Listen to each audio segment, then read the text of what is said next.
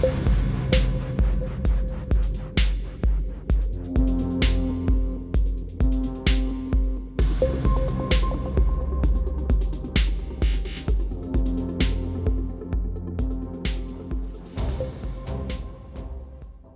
pomeriggio a tutti e benvenuti a questo terzo appuntamento con il nostro Maggio di Seta, un programma monografico organizzato dall'Istituto Cervantes di Palermo, dall'Università di Palermo, dall'Università di Valencia, nell'ambito del programma scientifico del programma europeo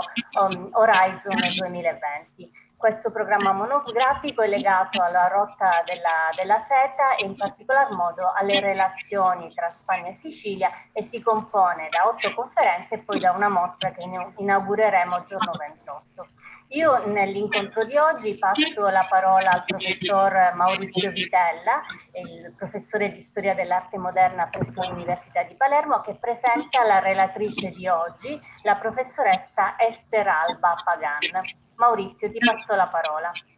Grazie Maria Laura, grazie per questa occasione, è davvero un piacere poter accogliere e presentare Ester Alba, che per molti di noi non ha bisogno di presentazioni, in quanto con la nostra Università di Palermo ha attivato una collaborazione che risale già dal 2008, per cui è molto conosciuta, abbiamo fatto tante cose insieme. Ester Alba è un professore ordinario di storia dell'arte dell'Università di Valencia, è stata preside della facoltà di geografia e storia dell'Università di Valencia e adesso ricopre anche l'incarico di vice rettore per la cultura e lo sport, sempre per l'Università di Valencia. I suoi campi di ricerca sono molteplici, tutti intorno alla valorizzazione del patrimonio culturale e del patrimonio artistico e in particolare della pittura dell'Ottocento e della museologia. Con Ester abbiamo anche realizzato dei convegni a cui abbiamo partecipato insieme, in particolare voglio ricordare il convegno sul genere, il convegno dedicato alle donne, il convegno Mi guardo e sono, tradotto in italiano, che ha visto partecipare tantissimi studiosi da tutto il mondo, non soltanto europei, ma anche provenienti dal Sud America. Valencia si è posta al centro di questo argomento e gli studi sul genere per Ester Alba sono un cavallo di battaglia. Ester Alba poi è una persona che si spende molto per quella che è la valorizzazione del territorio, ma anche per divulgare cultura sul territorio. Veramente ammiro il suo impegno, che coniuga non soltanto l'attività scientifica universitaria, quanto anche quella di mamma, che cresce 2 meravigliosi figli. Ci unisce un rapporto di profonda amicizia e sono veramente contento che lei oggi ci possa offrire questo contributo che si occupa in particolare di quei modelli. Voglio semplicemente anticipare l'argomento, ma poi cedo subito la parola ad Ester. Quei modelli decorativi che nella Valencia, in particolare della fine del Settecento, vede produrre modelli decorativi per le stoffe e in particolare vede coinvolta l'Accademia di Belle Arti San Carlos, che fornisce le istruzioni e la formazione per delle figure che si occupavano della decorazione, di fornire disegni per la decorazione dei tessuti. Grazie Ester per essere qui con noi, ti cedo la parola, sicuramente ci incanterai con il tuo argomento. Grazie. Grazie Maurizio, grazie María Laura, gracias a tutti, a todos los que estáis aquí. Yo intentaré hablar despacio Gracias por la presentación, Maurizio, la amistad. Maurizio, per l'amicizia che è assolutamente reciproca. Sono molti anni che siamo in contatto e che lavoriamo insieme e che condividiamo sogni e obiettivi. Questa esperienza fa anche parte di un progetto di ricerca che condividiamo tra l'Università di Palermo e l'Università di Palermo. È un progetto che nasce con l'interesse di far conoscere e diffondere la cultura europea relativa alla seta. Oggi parleremo. Non riesco a condividere lo schermo, Maria Laura, perché mi devi dare il ora sì, privilegio. L'avevo tolto, adesso ti ho dato di nuovo l'opzione. Condivido lo schermo. Come dicevo, la conferenza di oggi tratta in generale di alcuni aspetti relativi proprio al modo in cui in un momento determinato nella città di Valencia si realizza un'iniziativa che tratta di incoraggiare l'attività e il design più moderno relativo alle esperienze anteriori che si erano prodotte all'interno della seteria spagnola ed è un modo per dar inizio a processi di imitazione basati sul modello dell'illuminismo francese. Questo progetto è un progetto che, come ha spiegato molto bene Maurizio, si inserisce all'interno dell'Accademia delle Belle Arti di San Carlos, un'accademia che a Valencia è nata nel decennio degli anni 60 del secolo XVIII, del XVIII secolo, e che in seno a questo movimento accademico, che è un movimento illuminato, viene adattata da parte della monarchia o della corte spagnola sul modello illuminato francese come un meccanismo attraverso il quale incoraggiare le botteghe nazionali e generare nuove manifatture. Tutto ciò ha presupposto la creazione di una fabbrica reale, la Real Fábrica de la Seda, delle 5 corporazioni e di una scuola, della scuola di fiori e ornati, decorazioni dell'Accademia delle Belle Arti di San Carlos e si costituisce per mezzo di un ordine reale il 24 ottobre del 1778. La finalità era formare artisti allo studio di fiori e decorazioni per l'applicazione all'ambito tessile. Nei primi anni del XVIII secolo, la nuova corte spagnola, con l'arrivo della nuova dinastia francese al trono della Spagna, quindi con l'arrivo del nuovo re francese di origine francese, Filippo V, che sostituiva la dinastia degli Asburgo, cioè la precedente, in quel momento inizia a svilupparsi un crescente interesse per l'importazione dei tessuti stranieri, soprattutto francesi, e nello specifico nei modelli che venivano importati da una delle città più importanti in quei momenti per quanto riguarda il gusto della moda, quindi una città che era fondamentale, cioè la città di Lione. Lione era una città che aveva sviluppato un'attività commerciale basata soprattutto sulla rinnovazione dei motivi,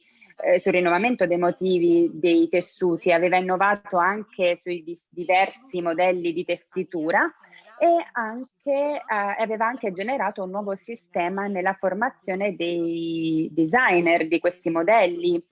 di tessuti, di questi disegni applicati ai tessuti, e questa formazione veniva realizzata in seno alla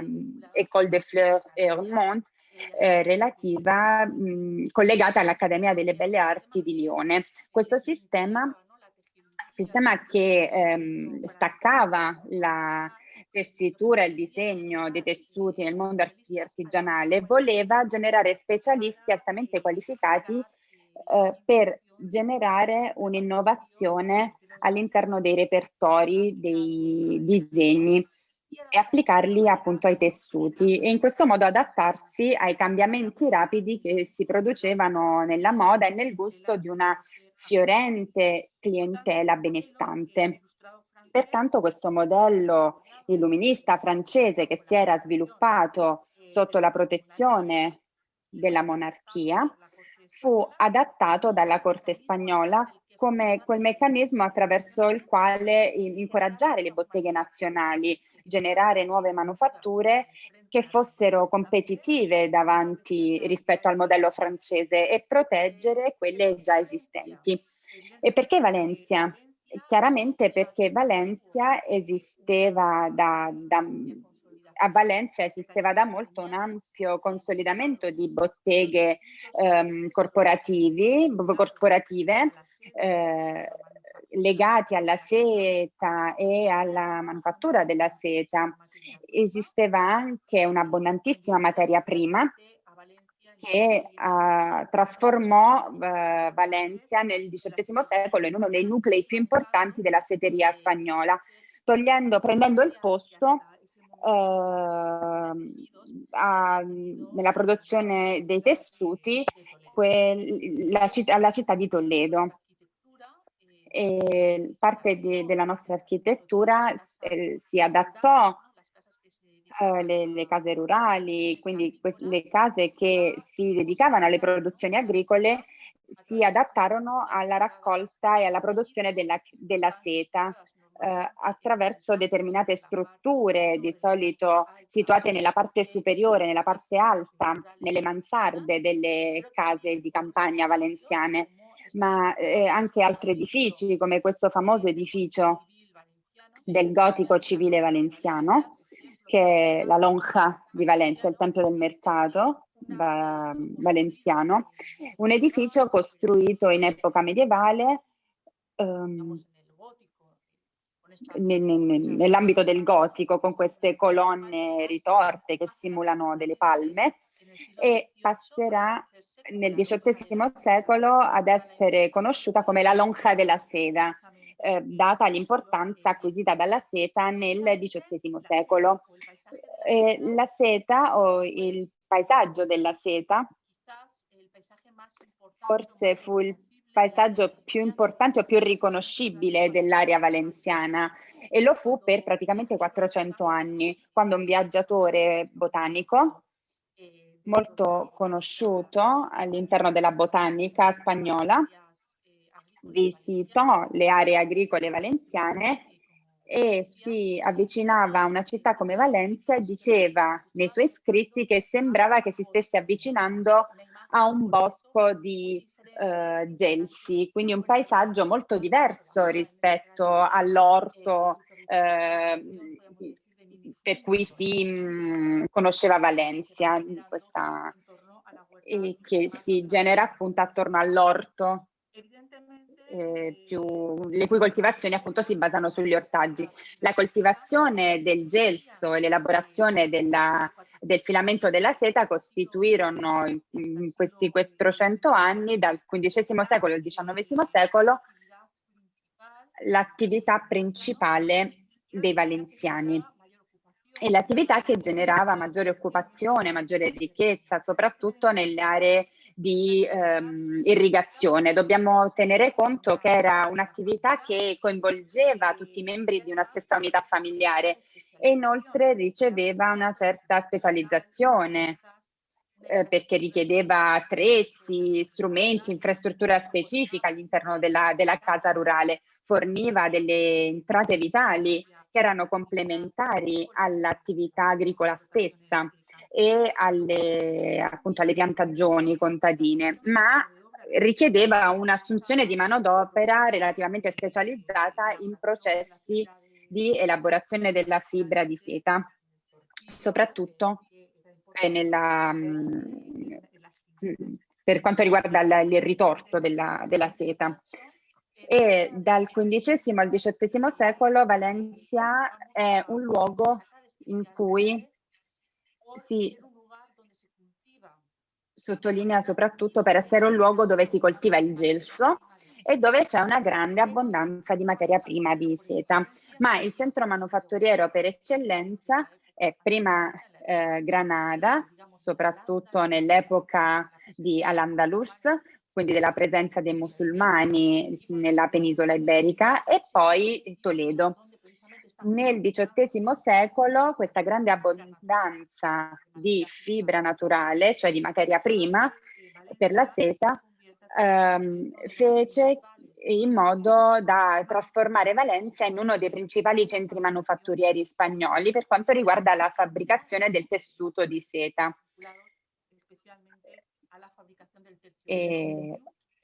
Erano chiaramente legati all'elaborazione del velluto, che in valenciano è vellut, quindi molto simile alla parola italiana, e proprio perché saranno i genovesi coloro che porteranno questa storia legata alle prime manifatture del tessuto di seta nell'area valenziana. E cosa resta di tutto ciò al giorno d'oggi e perché è così importante la seta nell'area di Valencia? Beh, chiaramente perché si tratta di un tessuto ricco, ma un tessuto che continua ad essere presente nella nostra economia e continua ad essere fabbricato a Valencia in botteghe proto-industriali che non sono meccanizzate, ma non sono nemmeno troppo artigianali. Cioè, ci sono telai implementati all'inizio del XIX secolo, il telaio Jacquard, che continua a lavorare soprattutto per la produzione di broccati e di tutto ciò che è il mondo della festa e della fabbricazione di tessuti per gli indumenti tradizionali. Questo è presente non solo in qualità di patrimonio vivo, ma anche per una ricca cultura visiva dei valenziani attraverso magnifiche opere artistiche, chiaramente Soloia, eccetera, altri artisti. Qui abbiamo un'opera d'arte che si conserva nel Prado, che è Floreale, un'opera di Pinasso, in cui vediamo una serie di donne valenziane alla fine del XIX secolo vestite con i vestiti tradizionali, e in cui vediamo questa ricchezza di tessuti che vanno da broccati e complessi per la quantità di fili, per l'organizzazione dei colori, il degradé, delle ombre, dei chiaroscuri, e passiamo a altri tessuti molto più semplici come possono essere i damaschi, che sono presenti in questo tipo di composizioni. Opere d'arte che oggigiorno sono presenti negli abiti tradizionali valenziani, come possiamo osservare, questo è il vestito delle falleras, chiaramente collegato alle feste delle fallas, che rende questa memoria della seta durevole all'interno della tradizione, come un elemento importante non solo dal punto di vista economico, dal punto di vista appunto dello sviluppo imprenditoriale legato alle piccole imprese, ma anche dal punto di vista dell'innovazione, della creatività e del rinnovamento dei disegni e dei tessuti. Quindi non è solo il caso delle donne, ma anche si trova tutto ciò negli abiti maschili, in forma molto presente, nei gilet soprattutto, a cui si applicano broccati. E questo applicato al mondo della fallas ha una grande presenza, soprattutto il giorno dell'offerta alla patrona della città di Valencia, tra il 17 e il 18 di marzo, giorno in cui i valenziani e valenziane si vestono con questi abiti tradizionali, dai più piccoli ai più grandi, adulti e anziani, e esibiscono queste tele di seta ricchissime, ovviamente ognuno all'interno delle proprie possibilità economiche, a volte con completi ereditati, quindi tramandati da una famiglia all'altra, dalla nonna alla madre, alle figlie, alle nipoti, quindi passando questi abiti di generazione in generazione. e riadattandoli. Questo ricco patrimonio culturale è legato, come dicevo prima, alle feste de las Fallas. Chi non conosce le Fallas è una festa celebrata tra il 14 e il 19 marzo, legata al fuoco, una festa ancestrale, in cui si costruiscono una serie di monumenti artistici che si bruciano il giorno 19, in cui la città di Valencia diventa una città di fuoco, e alla fine appunto si dà fuoco a questi grandi falò nel giorno di San Giuseppe, e quindi si accendono le fallas con questi monumenti costruiti. Quindi i palermitani conoscono bene questa tradizione perché l'origine è la stessa e sono i falò celebrati nel passaggio dall'inverno alla primavera, quindi questo equinozio così importante. E per esempio in Sicilia avete questa tradizione, la tradizione delle vampe, le vampe di San Giuseppe, che si celebrano proprio il 19 marzo e che costituisce, insieme ad elementi patrimoniali come la seta, sono tratti patrimoniali condivisi che parlano di una storia comune che è presente attraverso il patrimonio culturale legato a queste festività. Nel caso valenziano, oltre alle fallas che sono proprie di Valencia, nel sud della nostra regione, ad Alicante, la seta è molto presente allo stesso modo, nello specifico negli abiti tradizionali, le regine dei falò. Questi falò appunto sono relativi al fuoco, non si celebrano a marzo ma nel passaggio dalla primavera all'estate, e sono questi falò delle festività di San Giovanni. Soprattutto le gonne di seta sono molto presenti. La stessa cosa succede al nord, nella regione di Castellón, relativa alla festa della Magdalena, in cui le castelloneras, come queste che vedete, esibiscono questi tessuti tradizionali in cui è molto presente la seta, e la caratteristica principale sono questi grembiuli, quindi pieno di pietre preziose, queste pietre nere, che rende molto particolare questi costumi tipici dell'area valenziana. Qualche anno fa abbiamo messo in relazione la presenza del patrimonio culturale legato alla seta nel territorio valenziano. Come potete vedere, le tracce sono molto presenti sia nella città di Valencia quanto in tutto il territorio del Levante, quindi del Mediterraneo spagnolo, e avendo tre punti centrali a Castellón, Valencia e Alicante, questo paesino che è Requena, che è molto ricca, con il Collegio dell'Arte Maggiore della Seta, che apparteneva alla Castiglia e che ora con cambiamenti storici insomma, si inserisce all'interno dell'ambito valenziano.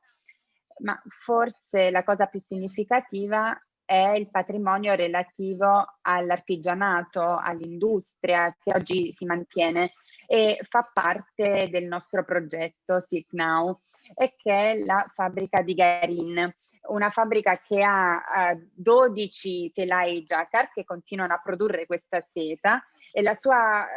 sopravvivenza si deve proprio a questo legame con la festa delle Fallas, che oggi è patrimonio dell'umanità dell'UNESCO, e che consente di continuare questa attività, appunto realizzando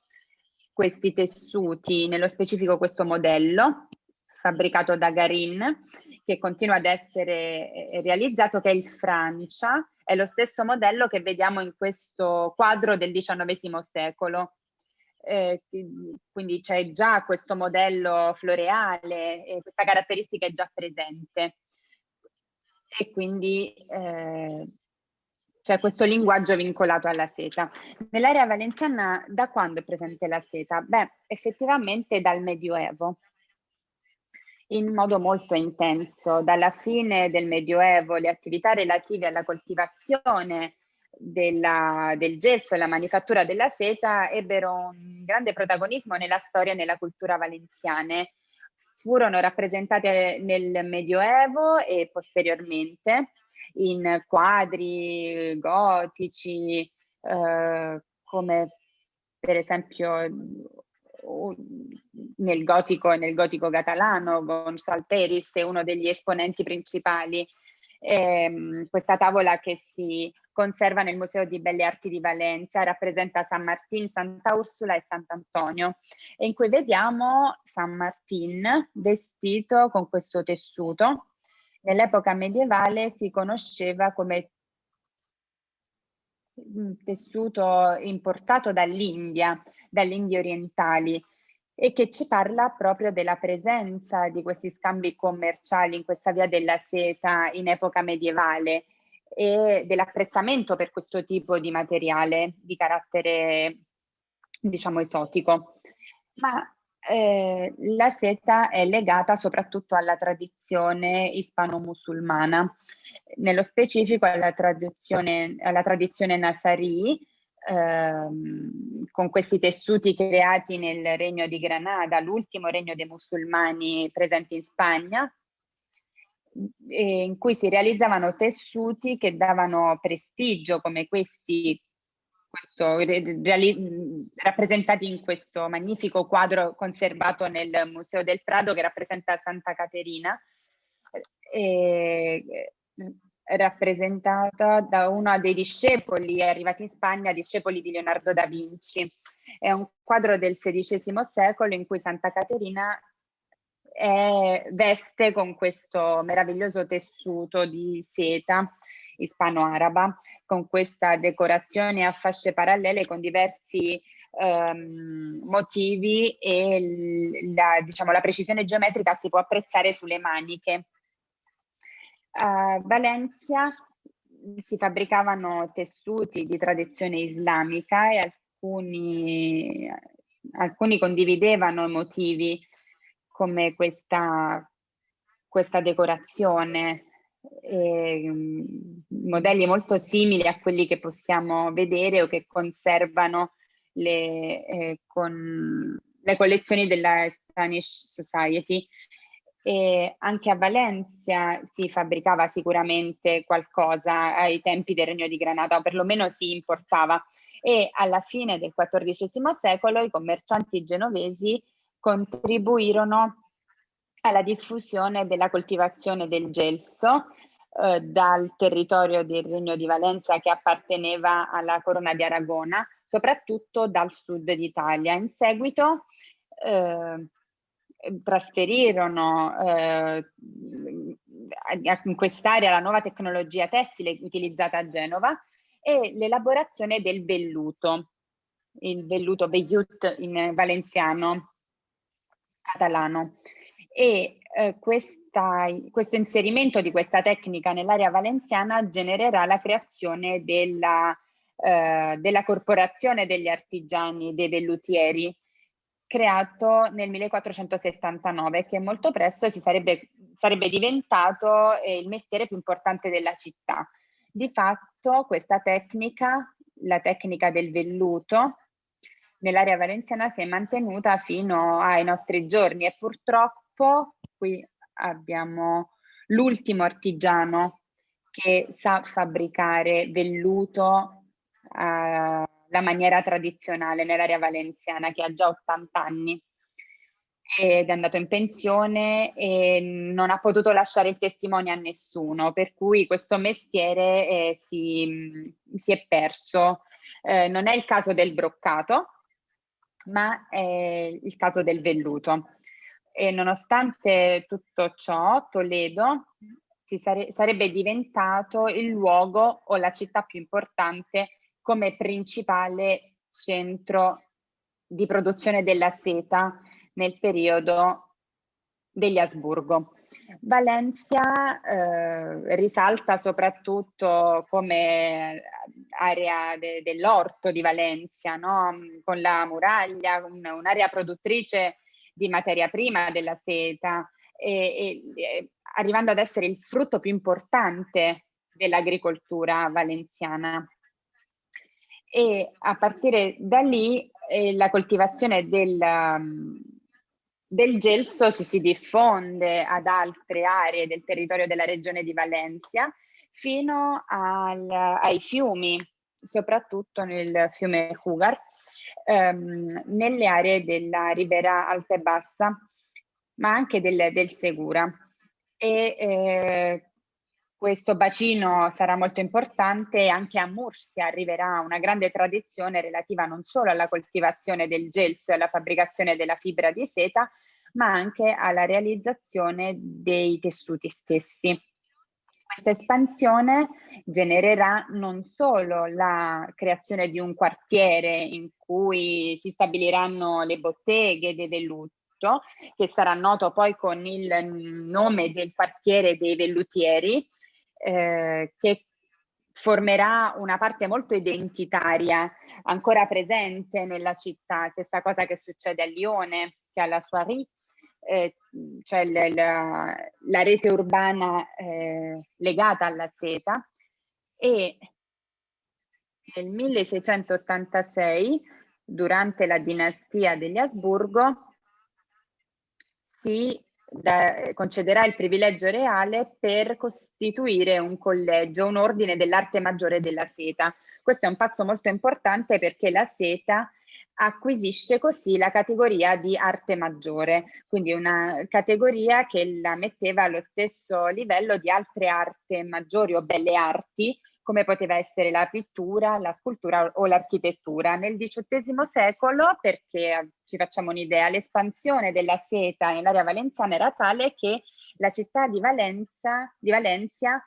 contava circa 3.600 botteghe, in cui lavoravano 5.800 artigiani, dei quali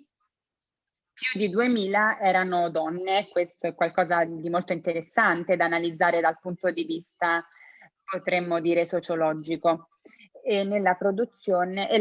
raggiungeva i 2 milioni di bacchette. In questo senso, che cosa si fabbricava? Soprattutto tessuti leggeri, piani, come taffetà o rasi, ma anche tessuti di alta qualità o molto ricchi dal punto di vista qualitativo, come i velluti, che abbiamo già menzionato, e i broccati. Tessuti che si destinavano soprattutto a Madrid e alla corona. La monarchia era una delle consumatrici principali di questi tessuti,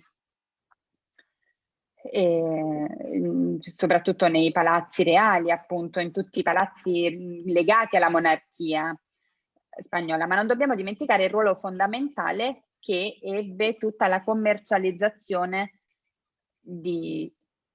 questi modelli di tessuto verso l'ambito coloniale americano, situato non solo sotto il dominio spagnolo, ma anche sotto il dominio portoghese, francese o inglese, dove tutto il commercio tra le colonie americane partivano dal porto di Cadice, e quindi tutto ciò fu molto importante e significativo. All'inizio del XIX secolo si è consolidata tutta questa manufattura della seta, e Valencia ha iniziato a essere considerata una vera e propria città industriale, data la quantità di telai presenti all'interno della città stessa. Nell'area rurale la seta continuerà ad essere legata alla coltivazione dei gelsi e alla produzione della fibra della seta, e queste strutture delle case tradizionali valenziane, in cui in quest'ultimo piano che si vede in queste finestrine si collocava questa struttura di canna e legno, in cui si coltivava il bacco da seta. E all'inizio del XIX secolo, all'interno del fenomeno dell'illuminismo, si potenzia, all'interno di questo sguardo enciclopedico, l'importanza relative ai processi di meccanizzazione della filatura e del ritorto di seta, che si rendono chiari in una fabbrica moderna che è costruita in una città molto vicina a Valencia, che si chiama Vinalesa, nel 1779. Por José Lapallés, donde precisamente para tal finalidad se va a generar concretamente esa importancia de la mirada, ¿no?, enciclopedista, donde lo que se hace es imitar el carácter mecánico que había implementado en Francia Jacques Bocasson, ¿no? 30 tornos de dobles para la hilatura, donde trabajaban 120 mujeres, con 4 máquinas para devanar, doblar y torcer la seda, y que eran accionadas por una gran rueda que se movía con el agua, con el movimiento del agua, de una acequia, que era la acequia principal de Moncada. Evidentemente, esto, aquí tenemos uno de los modelos del doble torno de hilar seda con su torno de Lapallés, que será aplicado a, como decía, precisamente Vinalesa. Pero concretamente uno de los rasgos más importantes y significativos va a ser el momento de la llegada de la Ilustración dentro del ámbito artístico español, con la presencia no solamente del pensamiento ilustrado, sino de una artista de renombre importantísimo en este proceso, como es Antón Rafael Mengs, que no solamente publica en español el Tratado de la Belleza, en el que de alguna manera hace difusión, ¿no?, de los principios clasicistas de su maestro Winkelmann, sino que además establecerá nuevas formas de entender las relaciones entre el arte y la técnica dentro de lo que él entendía el arte al servicio de la aplicación industrial o el arte útil. Con frecuencia se han ido determinando, ¿no?, precisamente que el papel de Antón Rafael Mengs tiene un momento fundamental, que es en el proyecto decorativo que se realiza en la construcción del nuevo Palacio Real de Madrid. Saben ustedes que el antiguo edificio del Real Alcázar de Madrid es incendiado. Se construye el nuevo Palacio Real en época de Carlos III, Carlos VII de Nápoles, pero Carlos III de España. Una arquitectura que se encargada a Francesco Sabatini, y el propio Rafael Mengs es el director de todo el proyecto de la creación de los cartones preparatorios para las tapicerías de las colgaduras de las distintas estancias, ¿no?, cuyo encargo finalmente, en cuanto al diseño, recayó en el piamontés Guillermo Anglois entre 1768 y 1769, y que fue el revulsivo definitivo del interés por parte de la monarquía española por dar salida o por generar el proyecto del fomento de las artes aplicadas, siguiendo el modelo francés de las reales fábricas. Existía un antecedente claro. En 1720, Felipe V había propiciado la creación de la Real Fábrica de Tapices, de alguna manera incentivada por la ruptura de las importaciones de los tapices flamencos tras el Tratado de Utrecht, y en época de Carlos III, y participarán precisamente de este proyecto artistas como Francisco Valleu, Mariano Salvador Maella o el propio Francisco de Goya,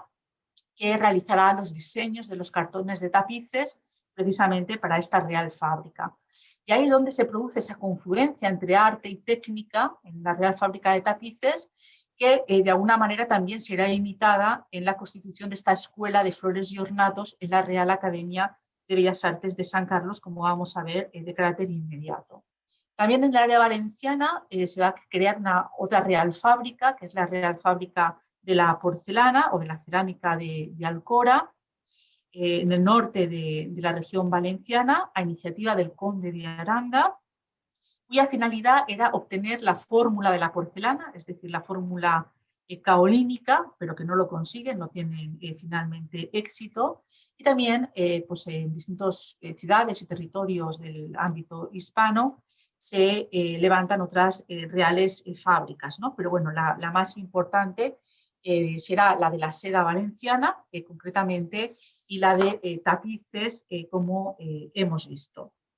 Uno de los ejemplos, ¿no?, más importantes o de los casos más importantes dentro de este proceso va a ser efectivamente la regulación de la calidad de los tejidos de la seda, el carácter proteccionista que la monarquía española va a otorgar precisamente a la seda valenciana, impidiendo la importación de tejidos extranjeros, concretamente de China o procedentes de Oriente, pero también en algún caso de los franceses, y se va a potenciar dentro de esta política proteccionista precisamente estas nuevas manufacturas, donde va a tener un papel fundamental e importantísimo, no solamente la constitución de la Real Fábrica en Valencia, sino también de la Escuela de Flores y Ornatos vinculada a la Academia de Bellas Artes. Pero al mismo tiempo también procesos de investigación, bueno, entre ellos, pues, por ejemplo, destacar el papel que Joaquín Manuel Fos va a tener sobre la difusión y la técnica del moiré, que va a tener una amplia penetración en estos momentos dentro del ámbito valenciano. Bien, para hacer frente a esta competencia francesa o lionesa, ¿qué es lo que va a hacer, ¿no?, precisamente la monarquía española? Primero,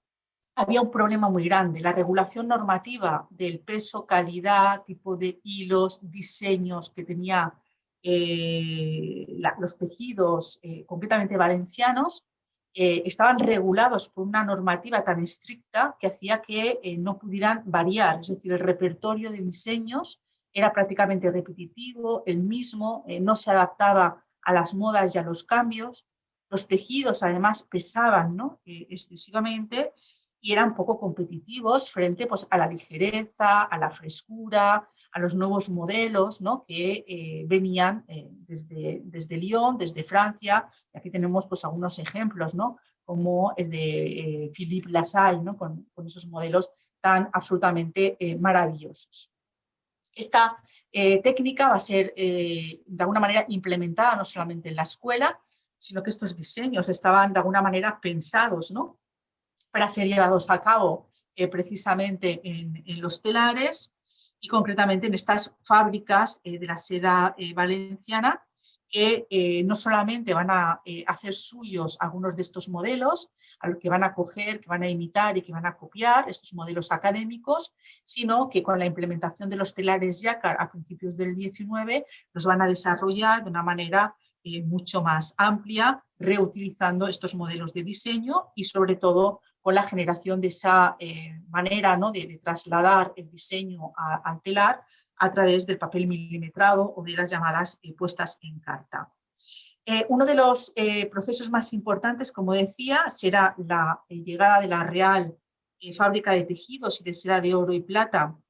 de Valencia,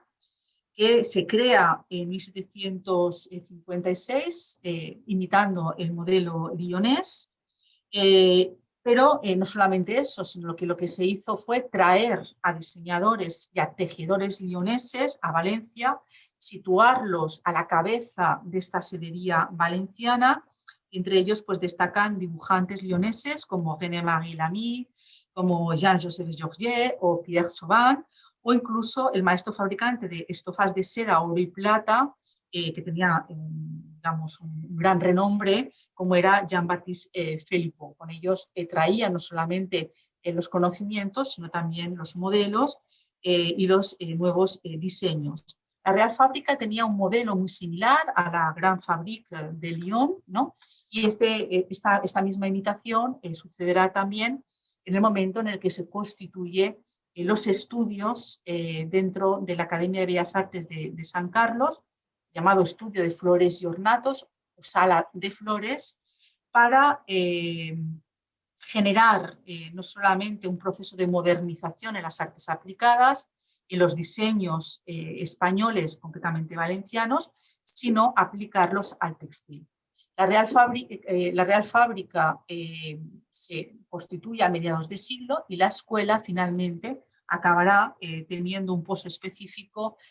a partir de 1784 dentro de la Academia de Bellas Artes. Pero lo más importante es que el monarca, en el momento que constituyó esta escuela, equiparó oficialmente estos estudios en rango, dotación y dignidad al resto de las enseñanzas, de tal manera que elevaba, ¿no?, al rango de pintor o de escultor o de arquitecto al diseñador de flores y ornatos para los tejidos valencianos. Estos diseños, de los que se conserva un amplio catálogo, ¿no?, dentro del Museo de Bellas Artes de San Carlos, pretendía no solamente copiar los modelos lioneses o imitarlos, ¿no?, sino adaptarse a esa moda cambiante y generar nuevos modelos, especialmente vinculados, ¿no?, a esa tradición más academicista, más clásica, que estaba en el seno del modelo académico. De hecho, en estos estudios, igual que sucedía en el resto de las enseñanzas académicas, los estudios de los diseños de flores y ornatos se basaban en la copia en el natural, en la imitación de principios, como los que sucedía también en otras enseñanzas, en la copia de esculturas o los modelos de yeso, como se conocen,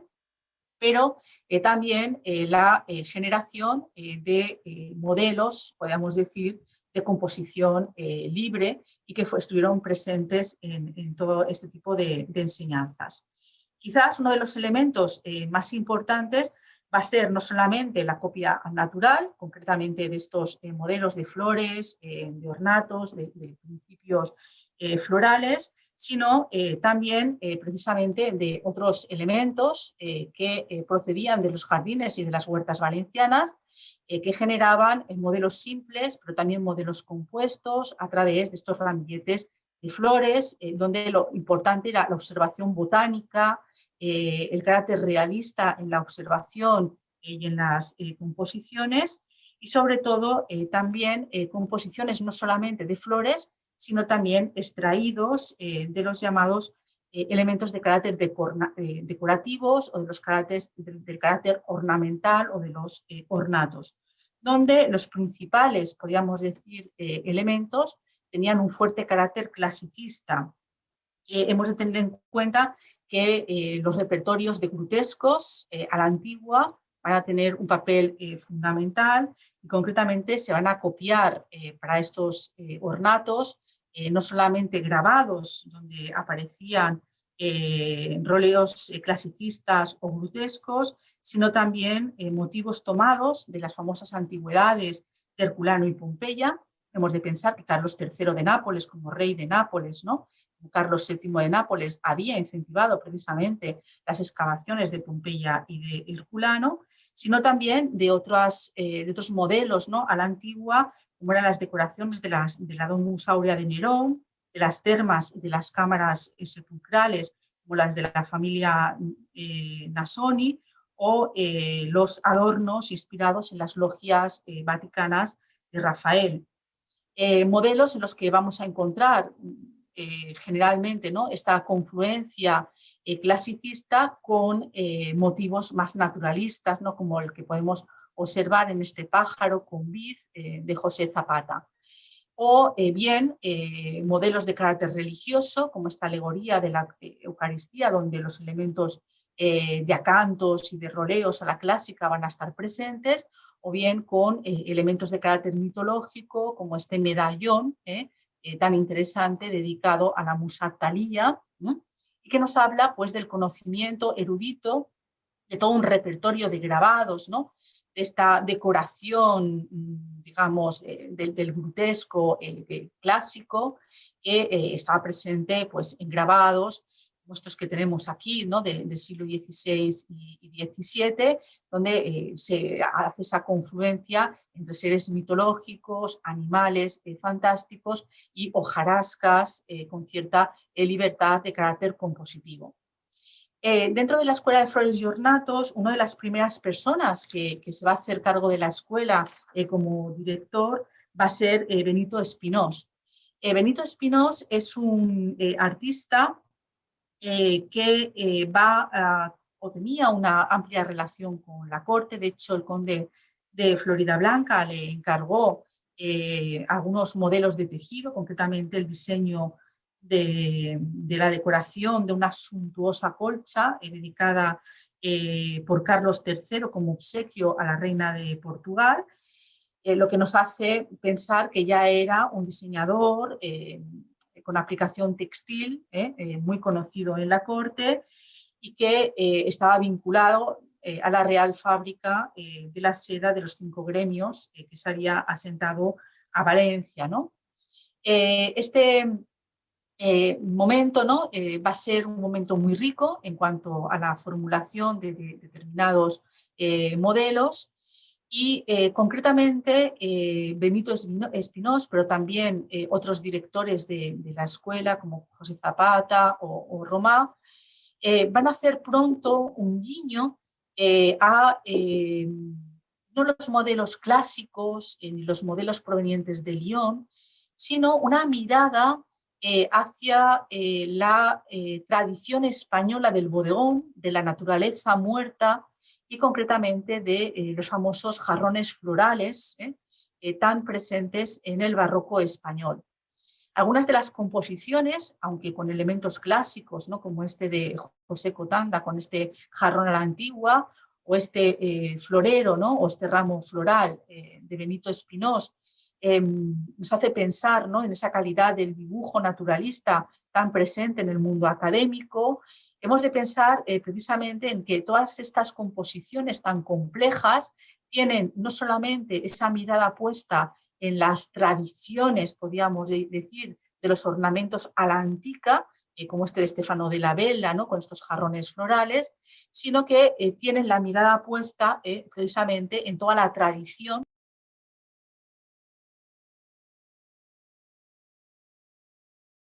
como uno de los principales modelos, Tomás Yepes, que es un pintor erudito valenciano especializado precisamente en jarrones de flores, con estas estructuras de jarrones a la antigua, con estas composiciones florales muy equilibradas, no solamente en cuanto a la composición y el diseño, sino también en cuanto a los propios colores. Y esa tradición va a estar de manera permanente presente en todo lo que son las enseñanzas de la Escuela de Flores y Ornatos, de la Academia de Bellas Artes de San Carlos. Otro modelo será Juan de Arellano, el famoso naturalista pictórico del barroco español. Por ejemplo, aquí vemos este modelo con este florero de cristal, que veremos que también está vaso di cristallo, perché c'è anche de la escuela. Y efectivamente así va a ser. In tutti i fenomeni della scuola. Benito Espinós realizza vasi all'olio, anche José Zapata, José Romà, che è il terzo dei direttori, o altri artisti come Miguel Parra, che farà sua questa tecnica di vaso applicata non solo alle stampe, ma anche rivolto alla ricerca di una strada di riconoscimento del suo lavoro come artista all'interno dell'ambito accademico. Di fatto è curioso che il secondo dei direttori, José Zapata, diceva che sempre più i discepoli dell'Accademia delle Belle Arti di San Carlo, dello studio di fiori, vedevano poca utilità nei design di ciò per la seta e che voleva costituirsi come pittore di motivi floreali e pittorici, vedendo certa resistenza a realizzare o applicare i disegni ai tessuti. Questo avverrà soprattutto nel XIX secolo, quindi iniziando questa tendenza verso questo sguardo più pittoresco e meno pittorico e meno applicato dell'arte floreale al mondo tessile. All'interno della scuola si facevano queste cose ed è molto interessante capire come si lavorasse all'interno della scuola. Mi restano poco meno di 10 minuti, quindi accelererò un poco. A primavera si raccoglievano i mazzolini di fiori provenienti dai giardini e si copiavano dal naturale con questo atteggiamento botanico, come si vede nell'immagine. Presto si dimostra che questi insegnamenti realizzati alla fine della primavera e all'inizio dell'estate non avevano la qualità sufficiente per quanto riguarda i registri botanici e viene trasferito al mese di marzo, solo per capire che la ricchezza degli alberi da frutto che fiorivano proprio a marzo dava molta più ricchezza per poter realizzare disegni o nuove composizioni. In inverno si realizzavano copie delle piantine o dei disegni che i maestri avevano generato e che i discepoli, gli allievi copiavano come elementi di copiatura dei principi accademici, ma soprattutto ha una forte presenza la copia dell'arte barocca del Bodegon, come vediamo in questi ramoscelli floreali, in questi vasi floreali per l'appunto, ma soprattutto si lavora con le decorazioni, cioè con i repertori decorativi classici, non solo attraverso le decorazioni presenti nelle composizioni dei maestri come Benito e Spinoza, ma in tutto un repertorio classico in cui le opere copiate erano le incisioni presenti nel primo tomo della pittura antica di Ercolano e contorni, che aveva realizzato nel 1757 Ottavio Antonio Baiardi e che lo stesso Carlo III aveva regalato per questo all'Accademia di San Carlos, o che altri repertori, quello proprio dei vasi per le composizioni floreali, come sono la Suite des Vases destinée par Petitot, incisi attraverso Rossi, o la raccolta di vasi diversi formati da illustri artefici, incisi da Filippo de Rossi anche. E qui abbiamo alcuni esempi, come questo modello di tessuto di Pasqual Soto che copiava la pilastra tredicesima delle logge di Raffaello, tutta questa ricchezza delle decorazioni del grottesco all'antica, proprio delle logge di Raffaello, come modelli che ci ricordano le volute classiche di Ercolano, queste suite di vasi che avrebbe avuto così tanta importanza nei modelli valenziani. Tra i modelli da sottolineare ci sono i carteggi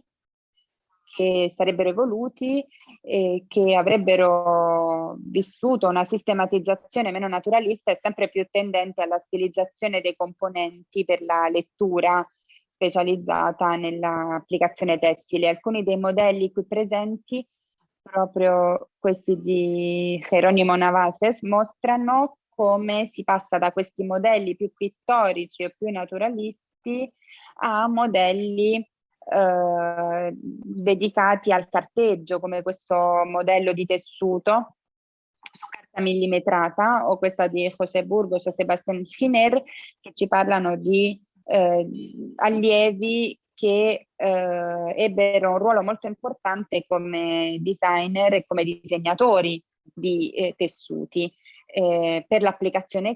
pratica proprio nel mondo tessile. Altri continuarono questa evoluzione.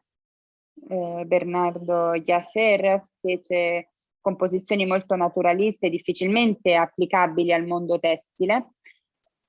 praticamente lontani da questa iniziativa con cui nacque la scuola di fiori e decorazioni in epoca illuminista. e altri dedicati più alle composizioni di carattere religioso. Diciamo le composizioni decorative in cui i modelli di tessuto hanno un'iconografia religiosa, chiaramente, che includeva questi tessuti nella fabbricazione di tessuti ecclesiastici religiosi e che aveva anche una forte presenza nel mondo dell'Accademia di Belle Arti di San Carlos. Infine, questa avventura non è stata presente solo nel caso dei disegnatori di fiori e decorazioni per i tessuti, ma anche all'interno della scuola di fiori e decorazioni ci fu chi queste applicazioni le dedicò alla ceramica. È il caso di José Ferrer, che prese come modello della natura morta del barocco spagnolo, come possiamo vedere in queste composizioni ad olio, ma fu un maestro che realizzò queste composizioni floreali per applicarle a queste ceramiche della Real Fábrica di Alcora, in cui i disegni floreali sono molto simili a quelli che si erano realizzati nell'ambito dell'applicazione tessile. Con ciò concludo. Diciamo che risulta in ambito valenziano si applicò un metodo di insegnamento molto chiaro che generò un gruppo di pittori specializzati in fiori tra i migliori dell'ambito spagnolo, sebbene sembri che alla fine il consolidare il disegno all'interno dell'ambito accademico ebbe delle reticenze. Ci furono coloro che erano un po' restii, ma altri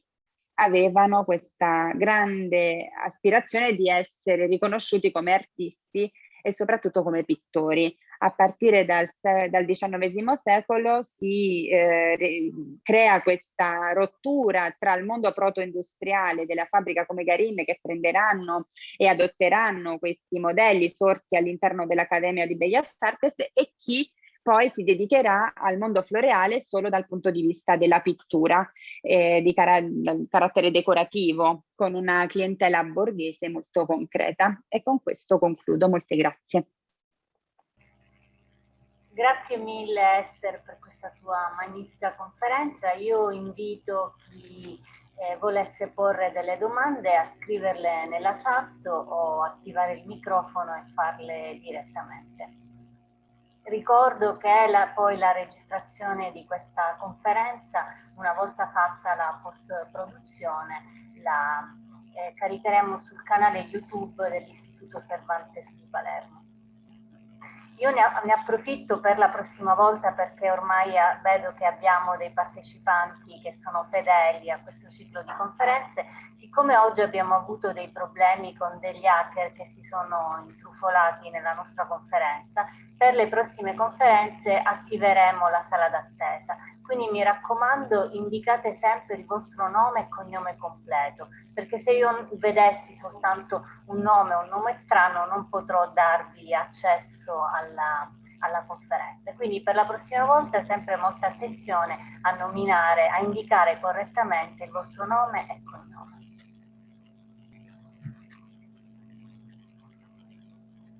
Allora. Bueno, pues lo dejamos aquí. Gracias a tutti. Sí, Esther, solamente una domanda, una domanda que ha entrado para ti. Si están disponibles en algún museo los modelos que has contado en la exposición. Y sí, esto. Sí, forman parte de la colección del actual Museo de Bellas Artes de Valencia, que tiene entre sus fondos todo el depósito de las obras artísticas de la antigua Academia de Bellas Artes de San Carlos. Y también la Academia está todavía en activo, la Academia de Bellas Artes de San Carlos tiene un riquísimo archivo documental, donde no solamente están evidentemente los modelos, sino toda la documentación que desde el siglo XVIII hasta hoy conserva la academia. Mil gracias, Esther. La presentación ha sido excelente. Gracias, gracias. Muy impresionante, muy impresionante. Bueno, nosotros estamos muy orgullosos de nuestra tradición, pero sobre todo lo importante no es tanto el pasado, sino el presente, y sobre todo un presente que no queremos que termine. Nosotros estamos muy tristes con la desaparición, ¿no?, del vellut en nuestras tierras. Y bueno, a pesar de que la indumentaria, ¿no?, permite que las industrias vinculadas a la seda actualmente puedan sobrevivir, eso no significa que no estén exentas de riesgo de desaparición, ¿no? Porque son técnicas artesanales artigianali molto poco competitive rispetto ad altri mercati stranieri che chiaramente le mettono a rischio. E quindi stiamo lottando anche affinché questo patrimonio culturale, che continua ad essere vivo oggi, non venga perduto per sempre. La cosa importante è che tutta questa tradizione che nasce nel XVIII secolo, come avete visto, continui a sopravvivere e sia molto attuale. C'è la possibilità che voi esponiate alcuni di questi lavori in Australia? Sì, certo che sì, certo. Sì, ci farebbe estremamente piacere.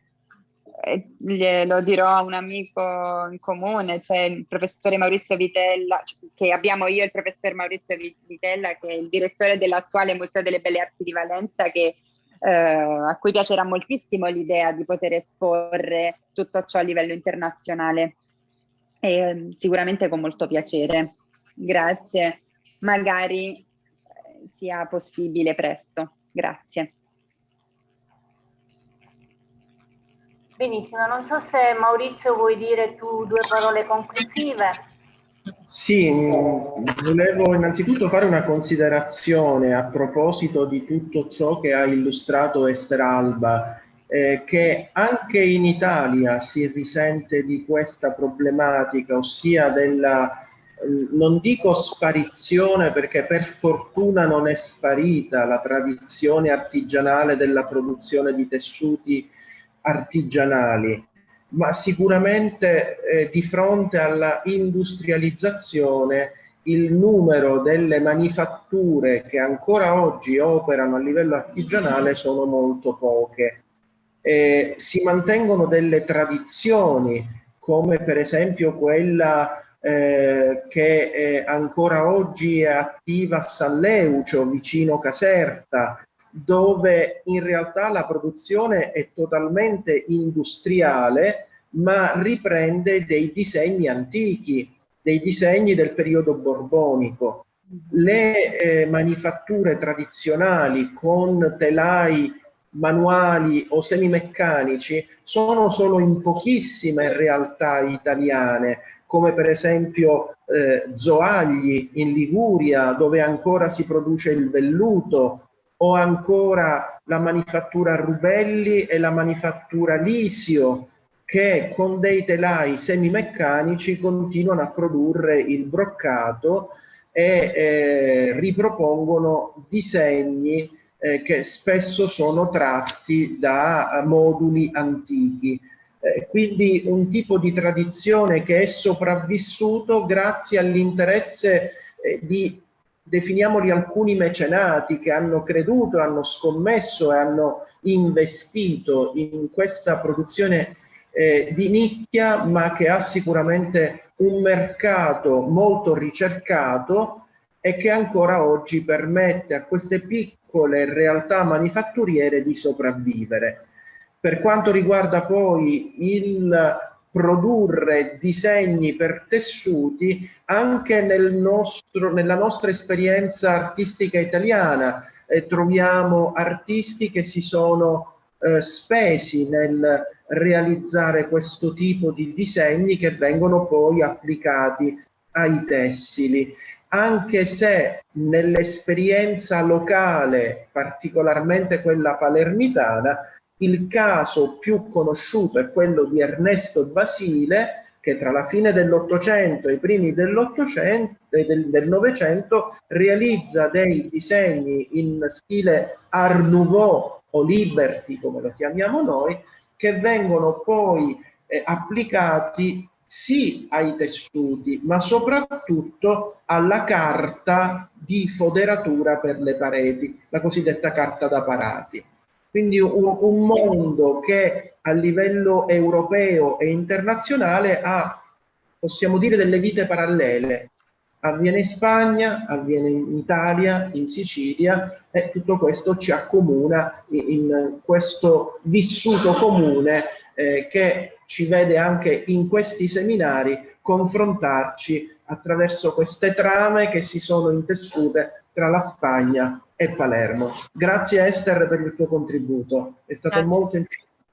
Grazie. Hay una cuestión que a mí me parece muy interesante, ¿no? Y es que es verdad que cuando en Valencia hemos estudiado, ¿no? E quando a Valencia abbiamo studiato i disegni, ci siamo sempre concentrati su Lione, che chiaramente la principale, ma non dobbiamo dimenticarci che tutto ciò è un progetto di Carlo III e Carlo VII di Napoli. E lui a Caserta e a Palermo, scusate, e a San Leucio, inizia anche, fonda una real fabbrica di seta per decorare i suoi palazzi, il palazzo di Caserta, e che è proseguito poi da Fernando, il figlio, Fernando di Castiglia e Borbone. Quindi credo che in qualche momento dovrebbe essere fatto uno studio di collegamento Valencia-Italia attraverso il progetto di Carlo III, che porta con sé quando torna in Spagna dopo essere stato re di Napoli. Per cui storiograficamente credo che ci siano ancora molti contributi da apportare. Sì, sicuramente, ma il progetto di Carlo III si attua anche a Palermo, dove viene fondato il Real Albergo dei Poveri, che ospita al suo interno il Real Sedificio, che funzionerà a Palermo sino ai primi del Novecento, dove addirittura i telai che venivano smontati da San Leucio venivano rimontati a Palermo e le stoffe delle tappezzerie di Caserta venivano poi riprodotte a Palermo quando si rovinavano e dovevano essere sostituite. Quindi questi legami sono sicuramente intensi e vanno analizzati non soltanto per la portata storico-artistica, quanto anche, come tu stessa hai sottolineato, per quella sociologica, per quello che è il vissuto anche politico illuminato di questo sovrano. Benissimo. Bene. Allora, io ringrazio la nostra relatrice e vi do appuntamento per il prossimo 13 maggio con la giovedì alla stessa ora alle 17 con la conferenza del professor Giovanni Travagliato, che ci parlerà della committenza artistica degli arcivescovi spagnoli per la diocesi di Palermo.